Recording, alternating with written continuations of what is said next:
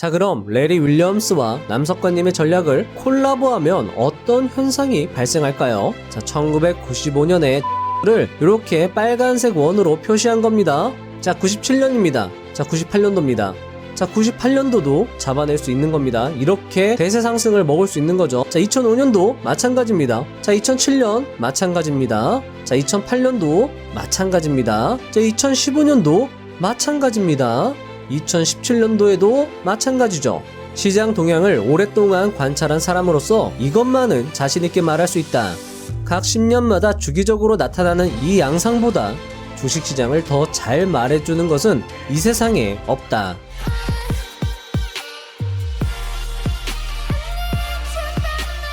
여기 미래를 예측할 수 있다고 말하는 한 사람이 있습니다. 그의 이름은 레리 윌리엄스. 그는 60년이라는 긴 세월 동안 성공적인 투자를 해온 최고의 트레이더입니다. 투자 대회에 출전하여 12개월 만에 1만 달러를 110만 달러로 불리는 신기록을 보유하고 있으며 21회에 실시간 강연을 하면서 총 125만 달러, 한화 16억 원을 번 것으로도 유명하죠. 천문, 지리, 역사, 제도, 군사, 풍속, 문학 등의 분야에 걸친 넓고 깊은 학식이 집대성되어 있는 실학의 대저술, 이익의 성호사설엔 이런 말이 나옵니다. 천하의 일은 노인 형세가 가장 중요하고 운의 좋고 나쁨은 그 다음이며 옳고 그름은 가장 아래가 된다. 이순신 장군이 명랑해전에서 13척의 배로 133척의 일본 수군을 물리친 것, 제갈공명이 적벽대전에서 3만의 군대로 16만 조조 군대를 물리친 것, 이 모두 형세를 이용했기에 가능했습니다. 주식시장이라고 다를 건 없습니다. 시장을 이기는 개별 종목은 없다 라고 말하는 것도 그런 이유에서입니다. 그렇기에 형세가 갖춰진 때를 아는 것은 매우 중요하다 할 수 있습니다. 명랑해전에선 올돌목이 이는 때가, 적벽대전에선 바람이 바뀌는 때가 있었듯이 주식시장에도 강세장으로 바뀌는 때가 있는 것입니다. 사람들은 제갈공명이 바람의 방향을 요술로 바꿨다고 착각했지만 그는 바람의 방향이 바뀌는 때를 알고 있었던 것뿐이었습니다. 사람들은 레리 윌리엄스의 예언이 적중했다고 착각했지만 그는 강세장으로 변하는 때를 알고 있었던 것입니다. 몇백 년간의 주식 차트를 샅샅이 뒤져서 그 때를 알아차린 것이죠. 레리 윌리엄스는 주식의 형세를 이 책에 담아냅니다. 강세장으로 변하는 때가 있더라라며 그 사실을 이 책으로 알려주고 있습니다. 이 책은 비급서가 맞습니다. 아마 이 책을 매수하고 읽어봐야 할 이유는 굳이 설명하지 않아도 될 것입니다. 따라서 당연하게도 오늘 영상의 하이라이트는 4년, 10년 주기로 시장엔 특별한 이벤트가 발생한다는 이야기를 다루는 2번의 내용, 10년 패턴은 맞았다.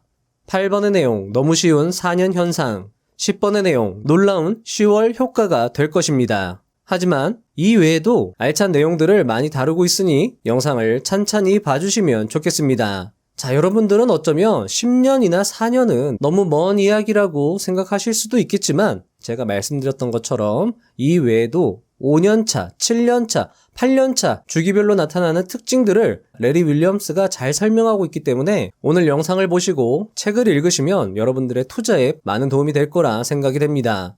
주식시장의 제갈공명, 레리 윌리엄스가 안내하는 주식 투자의 신세계 속으로 빠져들어갈 준비 되셨나요? 영상 시작해보도록 하겠습니다.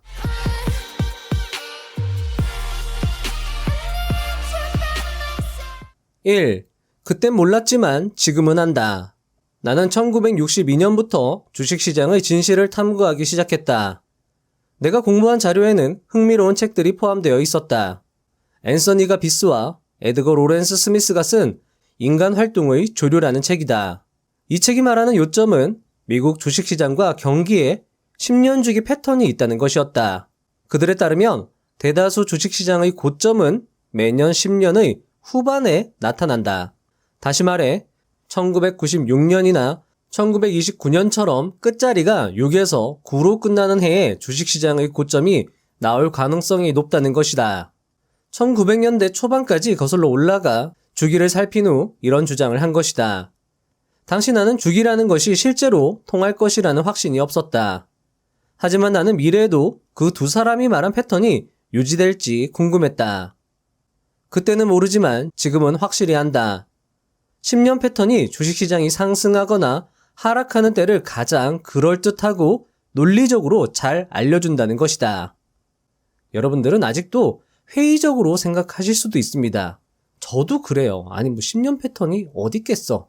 하지만 저자의 이야기를 들어보시면 깜짝 놀라실 겁니다. 저자의 이야기를 계속 들어보시죠. 2. 10년 패턴은 맞았다.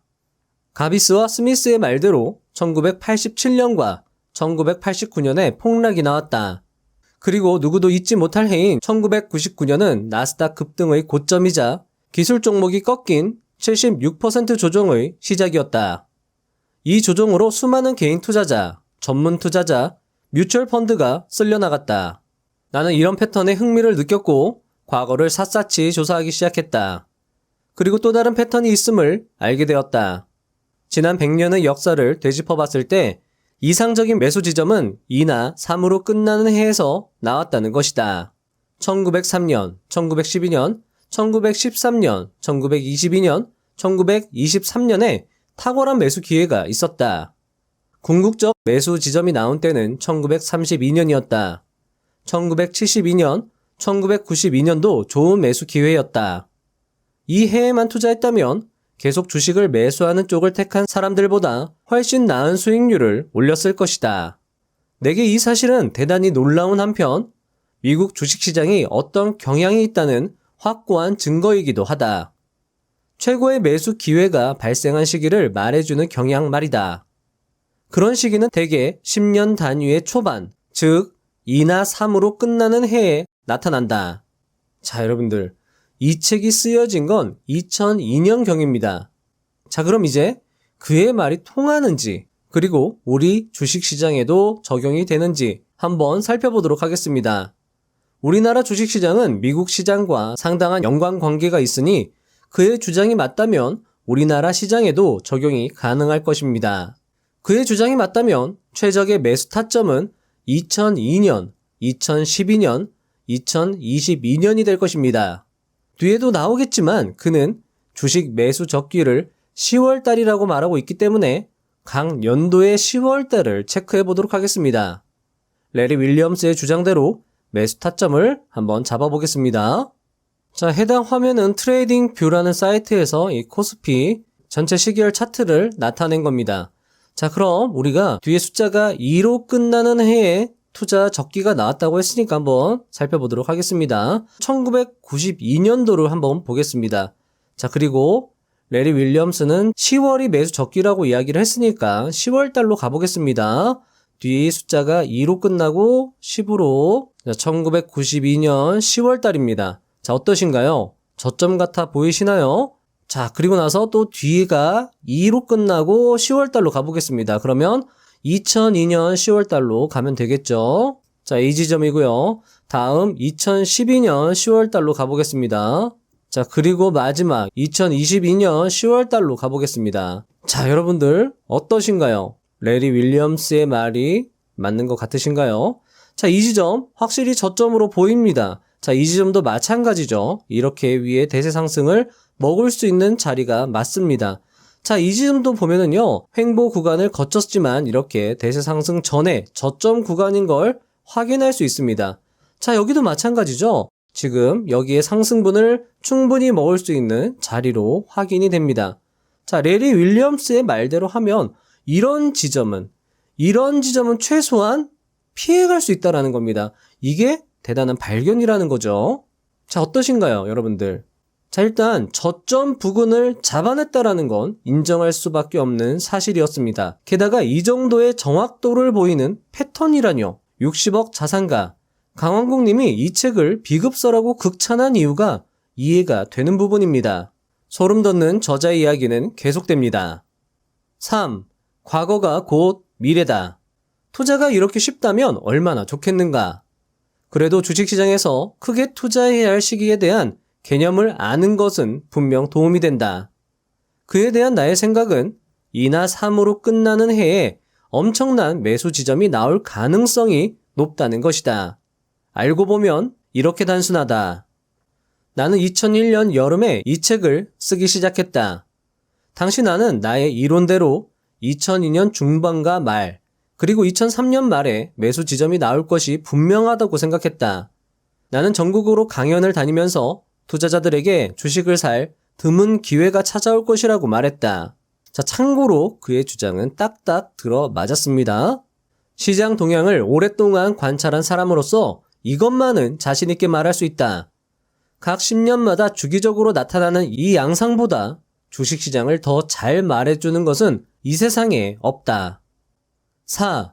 탁월한 5년차. 예일 허쉬의 저서 월요일에는 주식을 팔지 마세요에서 10년 패턴의 중반에 실로 화끈한 상승장이 나오는 경향이 있다고 밝혔다. 그의 책이 출간될 무렵 나는 예일 허쉬와 함께 약 110년의 기간을 조사하였다. 그리고 11번의 10년 중에서 11번 모두 5년차에 급등장이나 상승장이 나왔다. 즉 5년차가 10년 패턴에서 가장 강한 해였다. 또한 8로 끝나는 해도 10번 중 8번은 상승 추세를 보였다. 수익률이 저조했던 해는 에드거 로렌스 스미스의 연구에서 보여준 대로 끝이 7이나 0으로 끝나는 해였다. 이런 내용은 나름대로 가치가 있다. 하지만 투자자에게 더 중요한 것은 단지 어떤 해에 주가가 상승했는지 또는 하락했는지가 아니라 한 해에 얼마나 많은 돈을 벌었는지다. 분명히 10년 중 5년차는 대부분의 부가 만들어진다. 에일의 연구는 5년차에 주가가 총 254% 상승했음을 보여준다. 이는 164% 상승으로 2위를 기록한 8년차보다 훨씬 높은 상승률이다. 여러분이 많은 시간을 들여서 이 책에 제시된 장기 차트를 들여다보고 공부할 것을 권한다. 그러면 이 현상에 대한 감을 잡고 어쩌면 시장이 움직이는 리듬을 파악할 수 있을 것이다. 자, 여러분들이 굳이 시간을 많이 들으시지 않으셔도 제가 도와드리도록 하겠습니다. 자, 책의 내용이 주식시장에 잘 들어맞는지 함께 지금 살펴보겠습니다.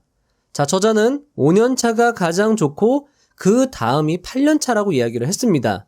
자, 그러면 뒷자리가 5에서 8로 끝나는 해의 차트를 살펴봐야 되겠죠? 자, 이건 제가 코스피의 5년차 때 1995년, 2005년, 2015년 그때 기간의 차트를 나타낸 겁니다. 자, 여러분들 어떠신가요? 5년차의 수익이 가장 좋은 게 느껴지시나요? 그리고 나서 8년차도 한번 표시를 해봤습니다. 자, 요때가 8년차입니다. 요때입니다. 자, 여러분들 어떠신가요? 8년차의 상승률이 좋은 게 느껴지시나요? 자, 보시면 5년차는 요 부분 확실히 상승한 걸 느낄 수 있습니다. 하지만 요 부분은 조금 애매합니다. 자, 그리고 8년차는 여러분들 요 부분을 보시면 그렇게 상승한 것 같지 않습니다. 오히려 급락이 나왔죠. 여기도 마찬가지죠. 여기도 급락이 나왔습니다. 자, 그래서 제가 코스닥은 이게 적용이 될까? 라고 해서 한번 코스닥을 살펴봤습니다. 자, 이게 2005년, 2008년, 2015년, 2018년입니다. 자, 확실히 뒷자리가 5로 끝나는 2005년과 2015년의 주가 상승률은 상당했습니다. 급등이라고 봐도 무방할 정도입니다. 자, 하지만 2008년과 2018년은 확실히 주가가 상황이 그렇게 좋지 않았습니다. 자, 그런데 여러분들 눈여겨봐야 될 게 있습니다. 자, 바로 7년차입니다. 자, 7년차에 이렇게 급등이 나온 걸 우리는 확인할 수 있습니다. 자, 코스피도 마찬가지입니다. 자, 8년차의 여기는 그렇게 좋지 않지만 이 부분, 자, 7년차죠. 자, 그리고 이 부분입니다. 7년차. 확실히 급등이 나온 걸 확인할 수 있습니다. 자, 그렇기 때문에 여러분들, 우리나라 주식시장은 5년차와 7년차가 꽤 괜찮은 수익률을 보여주고 8년차는 피해야 된다라는 걸 알 수 있는 거죠. 자, 그리고 저는 코스피 차트를 찬찬히 살펴보던 중에 상당히 의미 있는 사실을 하나 알게 되었습니다. 자, 이것도 여러분들께 도움이 될 거라 생각을 하는데요. 자, 제가 지금부터 보여드릴 차트는 1990년대, 2000년대, 2010년대에 5, 7, 8년도, 그 뒷자리가 5, 7, 8년도의 차트를 하나하나씩 제가 보여드릴 건데요. 보시면서요, 어떤 공통점 또는 어떤 특이점이 있는지 한번 살펴보시면 좋겠습니다. 자, 1995년도. 자, 요게 1997년도. 자, 공통점을 한번 찾아보세요. 자, 1998년도고요. 2005년도입니다. 2007년도고요. 2008년도입니다. 2015년도고요. 2017년도입니다. 2018년도입니다. 자, 여러분들 어떠신가요? 뭔가 특이점을 찾아내셨나요? 예리하신 분들은 이거구나 하고 감을 딱 잡으셨을지도 모르겠습니다. 미국에 레리 윌리엄스가 있다면 우리나라엔 남석관 투자자님이 있을 것입니다. 남석관 투자자는 오랜 경험을 바탕으로 그의 저서를 통해 주식시장의 사이클을 설명하고 있는데요. 그가 설명하는 중요 포인트 중에 하나가 바로 골든 크로스입니다.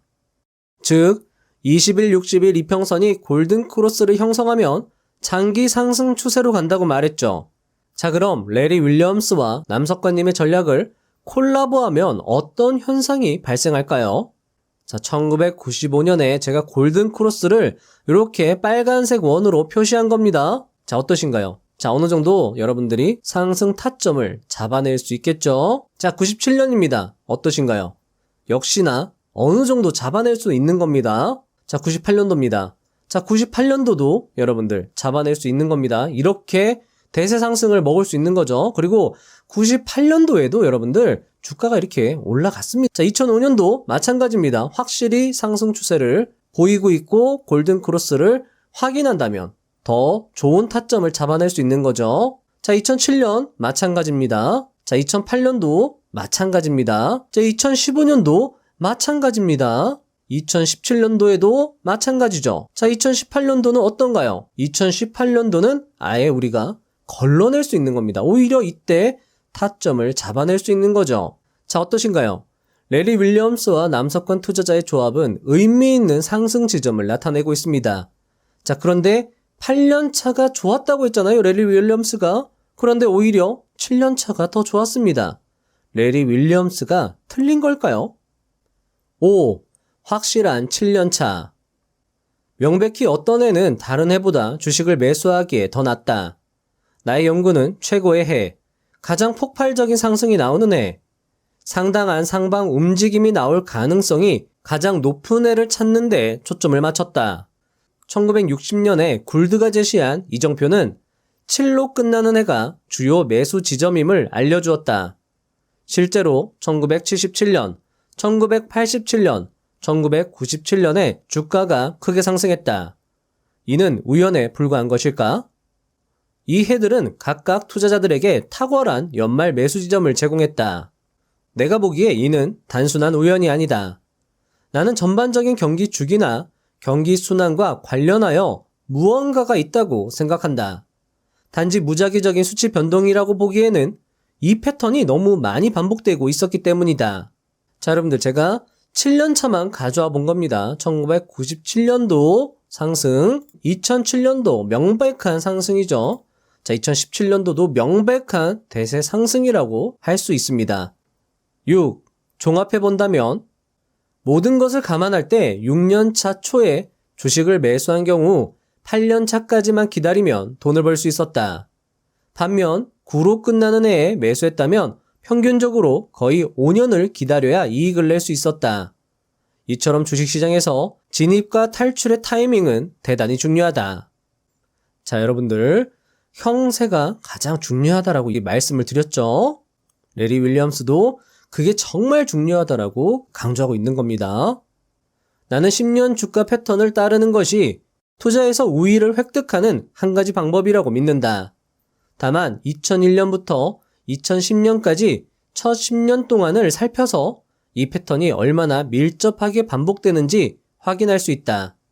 나는 이것이 생각보다 밀접하게 반복될 것이라고 추측한다.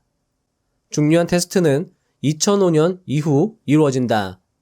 2005년에도 다시 활기찬 상승장이 나오고 전반적인 주가 패턴이 10년 이정표를 따른다면 이 개념의 타당성이 더욱 강화될 것이다.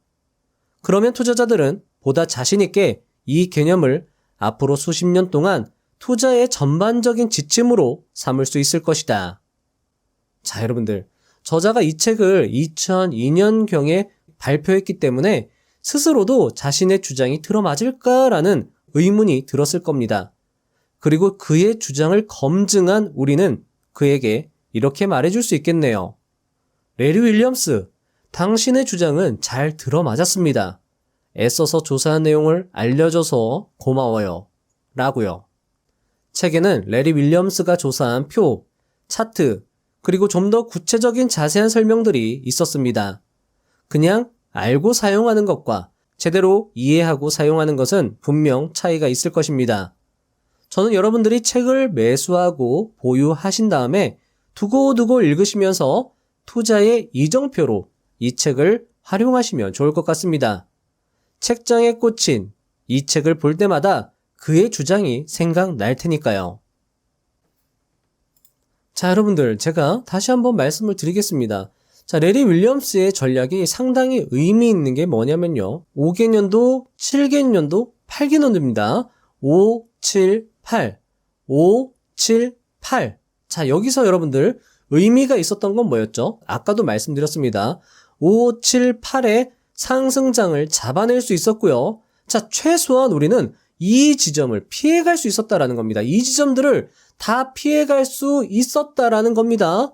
고점은 피하고 저점을 잡아 들어갈 수 있는 힌트, 매우 중요한 힌트, 그것도 10년 주기로 계속 반복되는 5, 7, 8. 그리고 아까 말씀드렸죠. 2년차, 3년차의 주가가 반등한다. 이것도 상당히 중요한 개념이죠. 이런 것들을 알고 투자하는 것과 모르고 투자하는 것은 명백히 차이가 날 수 있다는 겁니다.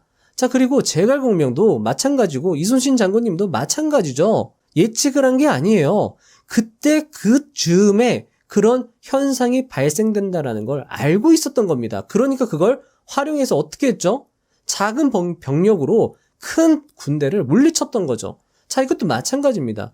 우리의 작은 규모의 자산을 이런 현상들을 이용해서 엄청나게 불려나갈 수 있다는 거죠. 레리 윌리엄스가 뭐라고 했죠?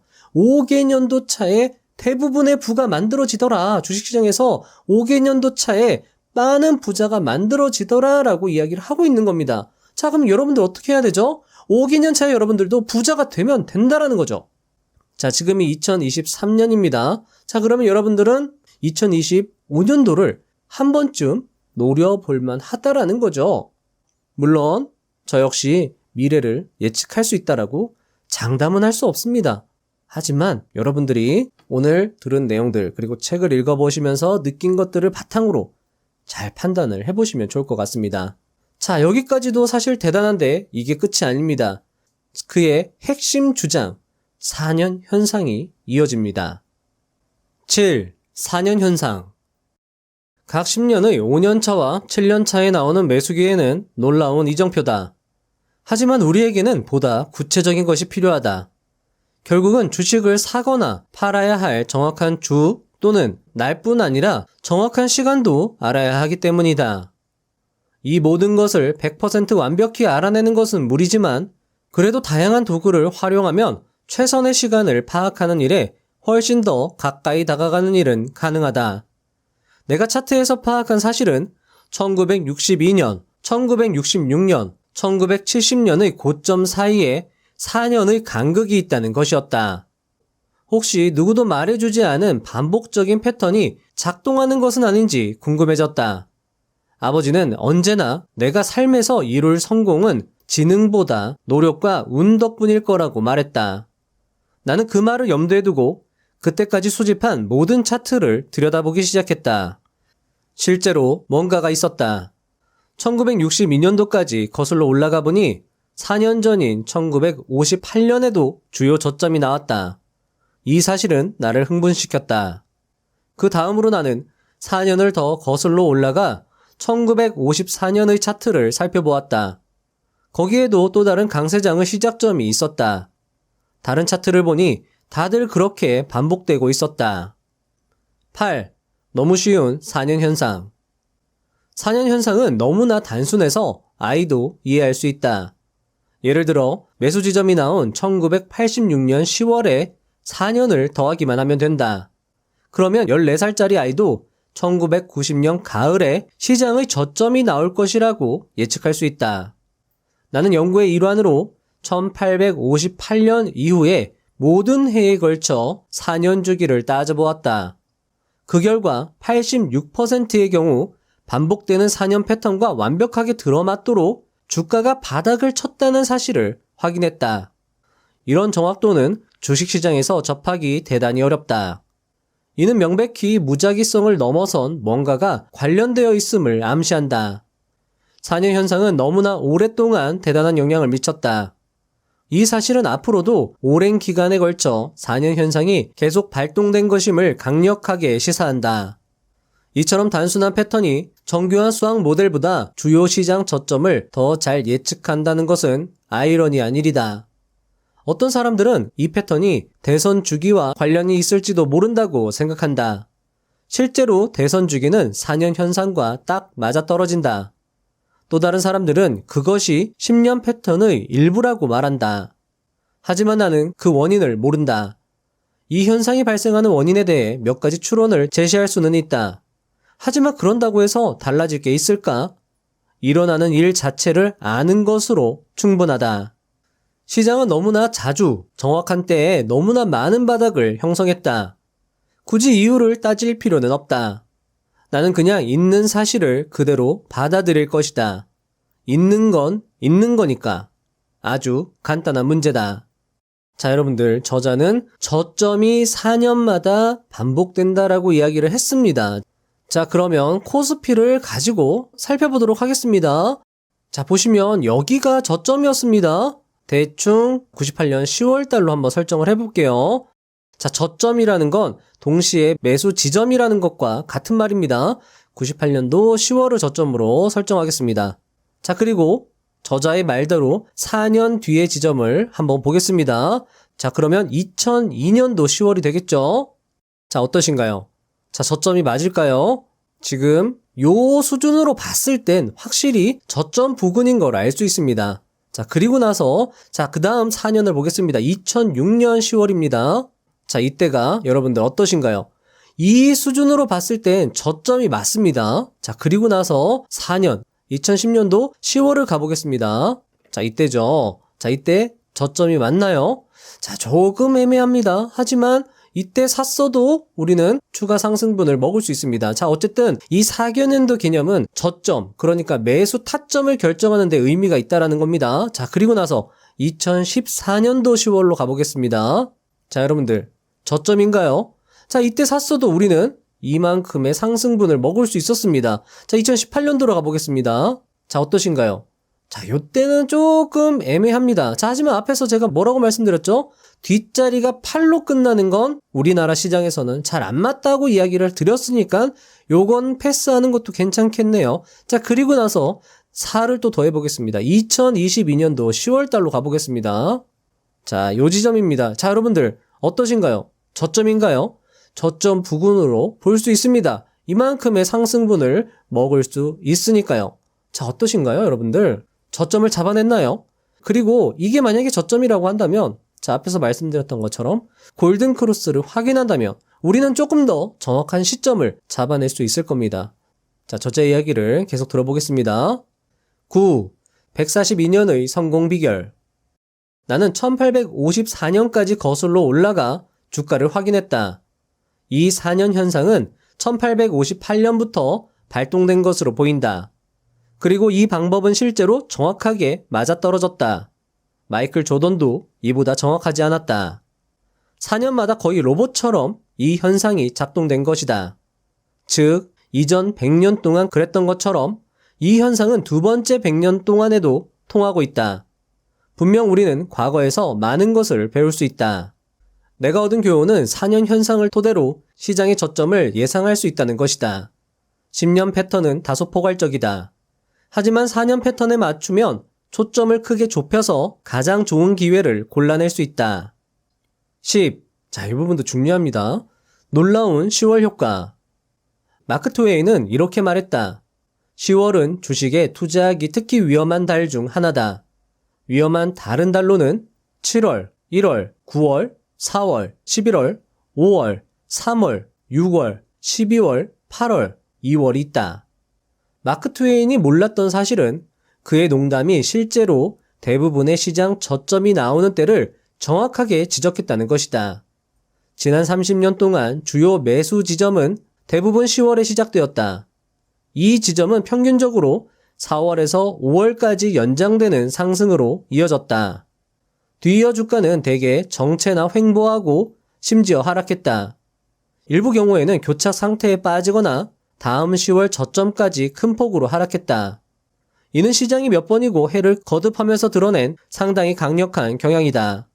거기에는 논쟁의 여지가 없다. 주가는 적어도 30년 동안 이런 양상으로 형성되었다. 에일 허쉬도 비슷한 연구를 했다. 그는 어느 달에 바닥이 형성될 가능성이 가장 높은지 살폈다. 그가 조사했던 기간은 1949년부터 1975년까지였다. 그의 계산에 따르면 26년에 걸쳐 65번의 바닥이 형성되었다. 그중 반등이 가장 많이 나온 달은 10월이었다. 예일은 1970년을 제외하곤 전후 모든 주요 약세장은 10월에 끝났다고 결론지었다. 11. 9배. 장기 투자 전략, 의사결정, 진입 타이밍에 있어서 무엇보다 10월 매수의 중요성을 명심해야 한다. 또한 포지션에서 빠져나올 때는 4월에 해야 한다. 10월에 매수하고 4월에 매도하는 현명한 투자자는 지난 25년 동안 4월에 매수하고 10월에 매도하는 투자자보다 9배나 많은 수익을 올렸다. 자, 이렇게 투자해서 부자된 대표적인 케이스가 60억 자산가 강원국 님이 있을 겁니다. 나는 확률을 거스르고 싶은 마음이 전혀 없다. 나는 확률에 맞서는 게 아니라 내 편에서 내게 유리하게 작용하기를 원한다. 미래에는 시장이 지금까지와 같은 양상으로 전개되지 않을 수도 있다. 하지만 지난 51년 동안에는 그렇게 전개되었다. 나는 그 추세에 맞설 생각이 없다. 12. 당신이 할 수 있는 최고의 투자. 우리가 흔히 이야기하는 대표적 투자처는 두 가지가 있습니다. 부동산 그리고 주식입니다. 자, 둘 중에 뭐가 나을까라는 고민을 가끔씩 하는데요. 저자는 이에 대한 명확한 대답을 해주고 있습니다. 대개 사람들은 부동산을 투자의 토대로 삼아야 한다고 말한다. 나는 그 말이 완전히 틀렸다고 생각한다. 부동산을 보유하고 있어도 현금은 창출되지 않는다. 현금을 창출하려면 부동산을 사고 팔아야 한다. 하지만 대부분은 부동산을 사고 팔지 않는다. 그래서 내가 보기에는 아주 현명한 투자 대상은 아니다. 무엇보다 대개 부동산 투자를 하려면 대출을 받아야 한다. 부동산 투자에서 부채는 큰 비용을 초래한다. 부동산 중개인은 친근한 표정으로 부동산 가격이 20년 동안 얼마나 올랐는지에 대한 자료를 보여준다. 하지만 부동산을 보유하는 비용은 말하지 않는다. 대출이자, 유지관리 비용, 세금, 보험, 사고 팔 때의 수수료 등을 따진다면 실제 투자 수익은 겉으로 보는 것과 차이가 많이 난다. 다시 말하지만 그렇다고 해서 부동산 투자로 돈을 벌 수 없는 건 아니다. 큰 돈을 번 사람들도 있다. 하지만 대부분의 경우 시장을 잘 이해하는 사람들이 큰 돈을 벌었다. 반면 주식시장은 투자에 따른 비용이 아주 적고 수수료가 낮고 보험이 필요 없고 즉시 매도할 수 있다. 또한 주식이 불타거나 배관이 망가지거나 세입자가 월세를 밀리는 등의 문제를 걱정하지 않아도 된다. 자, 여러분들, 저도 부동산도 좋은 투자처라고 생각을 합니다. 하지만 인구 감소에 따른 부동산 수요 감소를 생각하면 주식이 좀 더 낫지 않을까 하는 개인적 의견입니다.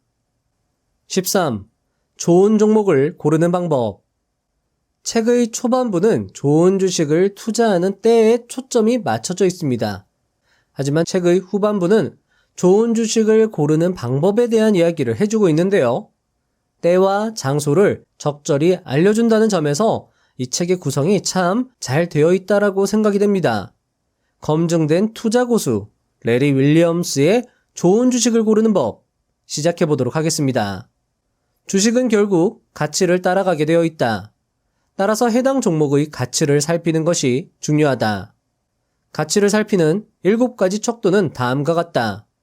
PER, PBR, PCR, PSR, 배당 수익률, ROE, 상보 강도. 자, 이 7가지가 상당히 중요하다라고 레리 윌리엄스가 강조를 했는데요. 제가 다른 투자 대가들의 의견을 종합해서 한번 말씀을 드려보겠습니다. 자, 첫 번째로 PER입니다. PER은 순이익을 기준으로 한 지표죠. 주가 대비해서 얼마나 많은 이익을 버는지 확인할 때 좋습니다. 즉, PER이 낮을수록 저평가된 저렴한 주식이라고 판단을 할 수 있는 거죠. 다수의 가치 투자 대가들은 PER 10에서 15 이하의 종목을 좋아하며 PER 5 이하로 극단적으로 낮아졌을 때 투자를 하는 경향이 있었습니다. 자, 피터 린치의 경우에는 성장성을 고려한다라고 하면 PER 30까지는 허용 범위라고 말을 했습니다. 자, PBR은 자산 가치를 기준으로 한 지표고요. 주가 대비해서 얼마나 많은 자산 가치를 지니고 있는지 확인할 때 좋습니다. 역시 PBR이 낮을수록 저평가된 주식이라고 판단을 할 수 있고요. 다수의 가치 투자 대가들은 PBR이 1 이하인 종목을 좋아했습니다. 자, PCR은 현금 흐름을 기준으로 한 지표고요. 주가 대비해서 얼마나 많은 현금 흐름을 지니고 있는지 확인할 때 좋습니다. 자, 역시 PCR 낮을수록 저평가된 주식이라고 판단을 하고요. 자, PER 같은 경우에는 순이익을 기준으로 하는데 이 순이익이 조작 가능성이 높기 때문에 PCR을 중요시하는 대가들도 많았습니다. 대표적 대가로는 존네프가 있었습니다. 자, PSR은 매출을 기준으로 한 지표입니다. 주가 대비해서 얼마나 많은 매출을 만들어내고 있는지 확인하는 지표고요. 자, 이 지표는 켄 피셔가 만든 지표고요. 이 책의 저자 레리 윌리엄스도 이 상당히 활용도가 높은 지표다. 지표의 왕이라고 강조를 했습니다. 자, PSR 같은 경우에는 가치주의 경우에는 0.4, 성장주의 경우에는 0.75 이하면 좋다라고 이야기를 했고요. 자, 배당 수익률 같은 경우에는 시중 금리의 2배를 넘게 주면 좋다고 이야기를 하고 있고요. ROE 같은 경우에는 5년 평균 ROE가 15%를 넘기면 좋다라고 이야기를 했고요. 자, 그리고 기술적 분석가답게 기술적 분석에서 가장 중요하다고 여겨지는 이 상보 강도를 레리 윌리엄스는 추가했습니다. 주가가 계속 상승하는 종목의 주식이 좋은 주식이라고 이야기를 하는 거죠. 자, 이 7가지 지표를 종합적으로 판단해서 종목을 고르면 시장 수익률 이상의 수익을 얻을 수 있다는 것이 레리 윌리엄스의 이야기입니다. 게다가 앞에서 말씀드린 4년 효과, 10년 효과를 접목시킨다면 수익을 더 높게 향상시킬 수 있겠죠. 자, 그리고 여러분들도 투자를 해보시면 느끼시겠지만 내재 가치와 성장성이 우수한 종목들이 한번 시장에 관심을 받으면 꾸준하게 추세 상승을 하는 걸 볼 수 있습니다. 하지만 레인보우 로보틱스나 루니카 같은 큰 추세 상승을 보여주는 성장주들은 위 7가지 기준으로 종목을 고른다면 모두 제외가 되는 기업들인 게 조금 아쉬운 부분입니다. 그래서 7가지 지표에 추가하면 좋은 게 CEO의 경력과 지분율 같은 것들이죠. 많은 투자 대가들, 특히 자산을 단시간 내에 크게 불린 투자자들은 이 경영자의 자질을 매우 강조했습니다. 저 역시 기업의 성장성을 만드는 건 숫자가 아니라 사람이라고 생각을 합니다. 자세한 이야기는 책을 통해서 보시면 좋을 것 같습니다. 14. 나는 전설이 되었다. 켈리의 공식이 나의 트레이딩에 미치는 영향은 상상을 초월했다. 켈리의 공식은 다음과 같다. 요 공식이 상당히 여러분들 어렵습니다. 한번 설명을 드려볼게요. 투자 비중은 손익비에다가 1을 더해서 승률을 곱한 거에서 1을 빼고 거기에 손익비를 나누는 겁니다. 자, 손익비라는 거는요, 돈을 벌 때 평균적으로 버는 금액을 돈을 잃을 때 평균적으로 잃는 금액으로 나눠주는 겁니다. 이게 손익비라는 거죠. 자, 여기서 켈리의 공식을 먼저 설명을 드려보겠습니다. 이 공식만 이렇게 말씀을 드리면 감이 안 오시잖아요. 자, 저자가 이 공식으로 전설이 되었던 거니까 알아두시면 도움이 될 겁니다. 자, 켈리의 공식은요, 투자 비중을 결정하는 공식입니다. 자, 그러니까 여러분들 부자가 되는 데 있어 이 투자 비중을 결정하는 게 정말 중요하다라는 겁니다. 자, 만약 여러분들이 10번 투자해서 6번 정도 나는 돈을 번다 라고 하시면 승률이 60%가 되겠죠. 자, 그리고 돈을 버는 이 6번의 평균 수익을 계산을 해보니까 대략 한 번 벌 때 100만 원 정도 벌더라 라고 한번 가정을 해보겠습니다. 자, 그리고 돈을 잃을 때 4번 잃을 때 평균 손실을 계산을 해보니까 대략 한 번 잃을 때 50만 원 정도 잃는다라고 가정을 해보겠습니다. 자, 그럼 손익비는 100만 원 나누기 50만 원에서 2가 되는 거죠. 자, 그럼 이 사람의 다음번 투자 비중은 2 더하기 1 곱하기 60% 0.6 빼기 1 나누기 2 곱하기 100 하면 40%가 나오는 겁니다. 자, 그럼 내 계좌에 만약 1000만 원이 있다면 다음 트레이딩의 매수 금액은 400만 원이 되는 거죠. 자, 투자 금액이 400만 원이 되는 겁니다. 자, 그러니까 이 공식대로 투자를 했는데 저자가 자산이 어마어마한 속도로 늘어났다는 겁니다. 자, 이제 저자의 이야기를 들어보겠습니다. 이 방정식이 나의 트레이딩에 미친 효과는 엄청났다. 나는 단기간에 살아있는 전설이 되었다. 아주 작은 금액이었던 투자금이 크게 불어났다. 켈리의 방식을 토대로 투자 비중을 정하는 것이 나의 접근법이었다. 이 접근법이 너무 뛰어난 나머지 나는 실제로 트레이딩 대회에서 쫓겨났다. 주최 측이 보기에 사기를 치지 않고는 달성할 수 없는 결과였기 때문이다. 내가 알기로는 그 누구도 트레이딩 역사상 그 정도 수익률을 기록한 적이 없었다. 게다가 나는 여러 번 그런 기록을 올렸다.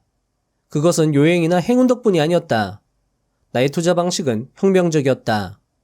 내가 운용하는 계좌 중 하나를 이렇게 운용했더니 18개월 만에 6만 달러가 5만 달러로 불어났다. 어떤 때에는 1년 만에 1만 달러가 210만 달러로 불어나기도 했다. 하지만 이 방법에 단점이 있었는데 이 방법으로 투자하면 한 번의 손실로 큰 금액을 이룰 수 있다는 것이었다.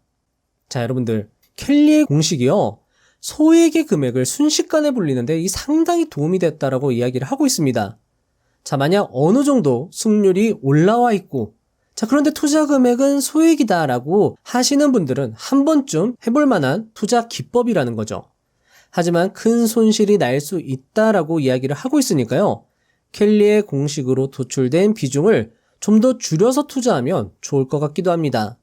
자, 제가 켈리의 공식을요, 엑셀 파일로 만들어 놨습니다.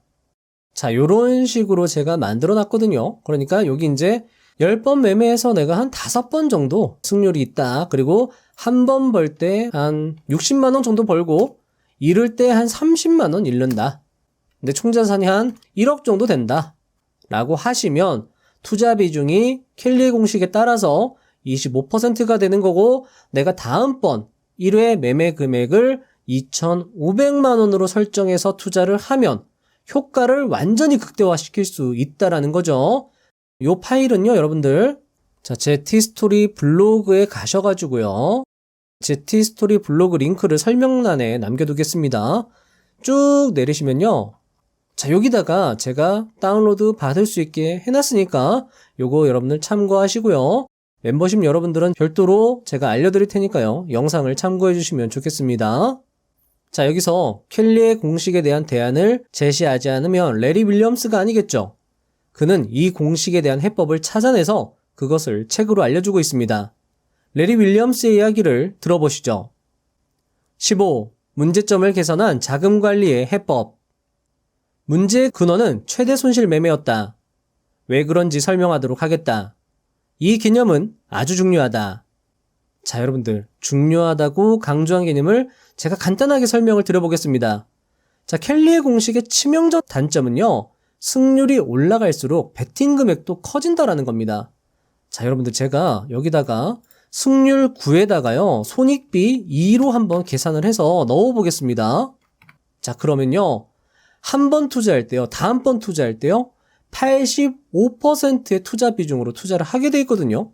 이 계산 방법은요, 확률적으로는 맞아요. 확률적으로는. 근데 만약에 다음번 투자에서 실패를 했다라고 해보세요.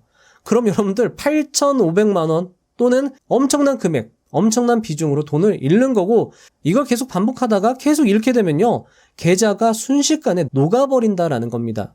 레리 윌리엄스가 그걸 경험한 거죠. 자, 그래서 저자의 결론은 다음과 같습니다. 10% 정도 규모로 투자하는 게 적절하고요. 20% 규모가 넘어가면 계좌가 순식간에 녹을 수도 있다라고 이야기를 하고 있습니다.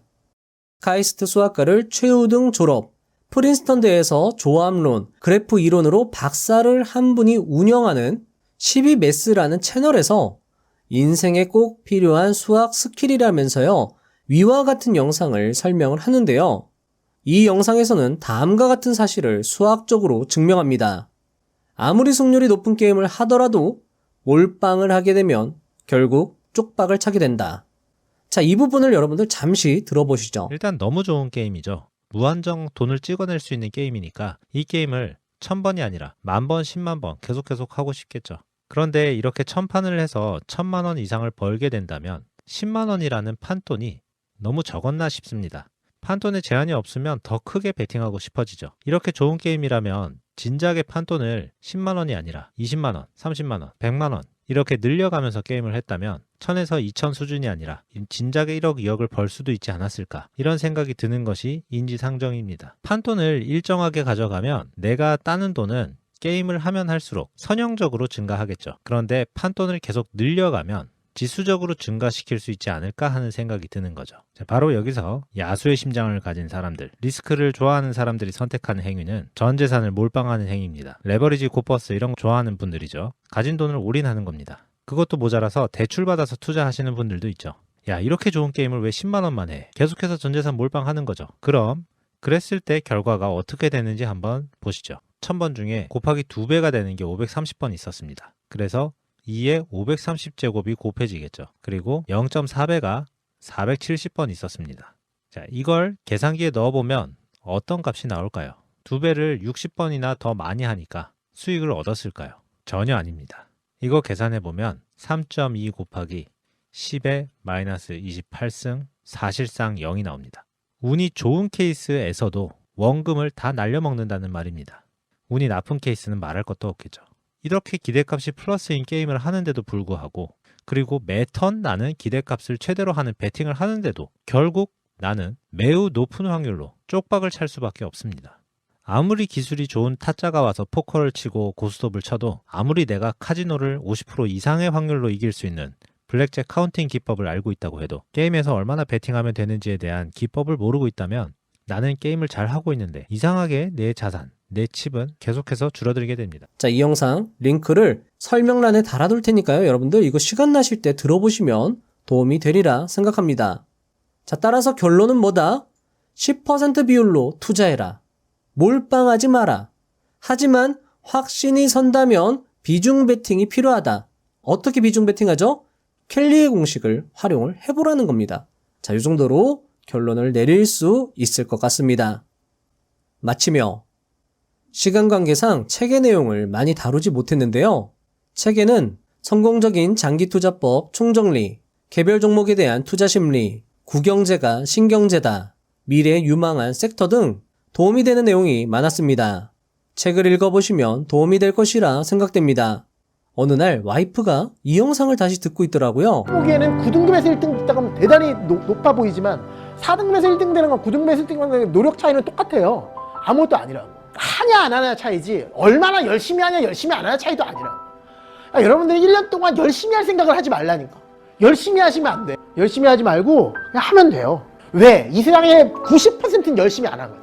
여기 지나가는 사람들이 직장인이지, 직장인. 쟤 열심히 안 해요. 열심히 안 해. 난 지금 웃자고 하는 얘기처럼 들리겠지만 내가 사회생활하면서 첫 번째 깨달은 게 이거야. 아, 사람들은 열심히 안 하는구나. 그래서 경쟁자가 없구나. 진짜야. 여러분이 생각할 때 여러분이 모든 사람이 다 경쟁자일 것 같잖아. 여러분 한 번은 느꼈잖아. 고등학교 3학년 때. 다 열심히 해, 다 안 해. 다 안 하잖아. 공부 똑같은 거야. 그 위너스 클럽 들어가는 애들이 열심히 한 게 아니라니까. 그냥 한 거야. 하라 그래서. 여러분들은 효율을 따지고 있을 때 걔네들은 7번, 8번, 9번 모습한 거야. 한 거야 그냥. 그러면 그렇게 된다고. 너무 간단해. 열심히 하는 사람이 성공하는 게 아니라니까. 하는 사람이 올라가는 거야. 대부분 안 하기 때문에. 알아도 안 해. 야, 다이어트 성공하는 사람들이 기적이에요? 걔는 진짜로 안 먹었을 뿐이야. 근데 대부분 사람들은 다이어트 한다 그러고 먹는다고. 그러니까 안 되는 거지. 다이어트가 어려운 게 아니지. 열심히 다이어트 해야 되는 게 아니잖아. 매뉴얼대로 아침에 풀, 점심에 풀, 저녁에 풀 먹으면 누구나 다 살이 빠진다니까. 너무 간단한 건데 여러분 똑같다는 거지. 하면 무조건 올려. 무조건. 막 이런 얘기 하지 마. 재수 성공률 낮대는데 지랄하지 말라고.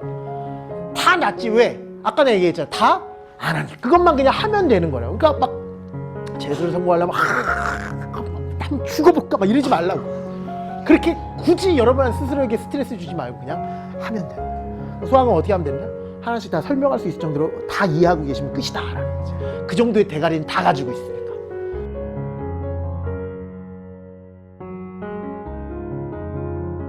이제 다들 급하신 건 알아요. 제가 다들 모든 분들이 다 급하고 또 절박하고 절실하고 그런 건 아는데 투자해서 수익을 얻는 그 과정이 쉽지 않은 과정이라는 거. 그래서 저 역시 그 주식 투자를 통해서 많은 돈을 벌었지만은 거기에 엄청 많은 시간이 투자가 됐던 거고 엄청 많은 노력이 있었던 거고 그래서 투자자분 특히 젊으신 분들이 기다리고 공부하고 준비가 되어 있으면 언젠지 모르지만 또 주식시장은 늘 기회를 제공해 주고 있으니까는 그 기회를 바깥에서 여러분들의 몫으로 삼기를 아주 그 진심으로 기대하고 응원합니다. 저도 다시 들었는데 감회가 새로웠습니다. 하냐 안 하냐의 차이지 열심히 하냐 마냐의 차이가 아니다. 열심히 하면 오히려 안 된다. 그냥 하면 된다. 자, 여러분들 따라서 이 영상을 끝까지 보셨다는 건 여러분들이 그냥 하신 겁니다. 그냥 주식 공부를 하신 거죠. 어찌되었든 저찌되었든 여러분들은 했습니다. 끝까지 들었죠. 1시간을 했습니다. 제 영상은 학습과 배움의 목적이 있으므로 어쨌든 여러분들은 1시간을 한 겁니다. 하면 됩니다. 이건 진리입니다. 끝까지 들은 여러분들은 했습니다. 했으니까 될 겁니다. 이건 진리입니다. 그리고 포기하지 않고 끝까지 하시면 결국 될 것입니다. 이건 진리이며 이치입니다. 끝까지 가는 그 길은 힘들고 외로울 수 있습니다. 지칠 수 있습니다. 넘어질 수도 있습니다. 하지만 다시 일어날 때 누군가 손을 잡아주고 뒤에서 응원해준다면 좀 더 그 길이 쉬울 겁니다. 부자의 서원 채널은 다시 손을 잡아드리고 뒤에서 응원하는 역할에 꾸준히 최선을 다할 것입니다. 여러분들의 성공 투자를 포기하지 않고 응원하고 함께 달려가겠습니다. 다음 영상도 알차게 준비해서 오겠습니다. 감사합니다. 부자가 되는 지름길로 저와 함께 달려가시죠.